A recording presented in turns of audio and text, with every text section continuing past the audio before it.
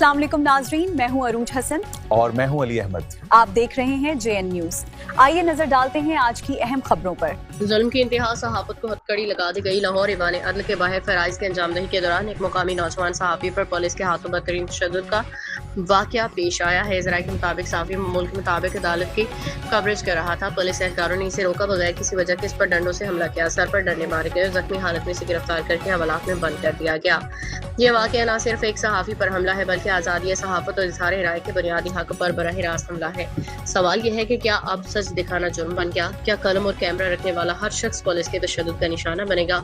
Pakistan federal union of journalists और दीगर सहाफती तंजीमों ने इस वाक़े की शदीद मज़म्मत करते हुए IG पंजाब वज़ीर आला पंजाब से मुतालबा किया है कि वो फौरी तौर पर मुलाविस पुलिस एहलकारों के खिलाफ कार्रवाई करें। गिरफ्तार सहाफ़ी को फौरी रिहा किया जाए। सहाफ़ियों पर तशद्दुद नामंजूर, कलम को डंडे से नहीं दबाया जा सकता। लाहौर ईवान अदल के बाहर सहाफ़ी पर पुलिस का बदतरीन तशद्दुद।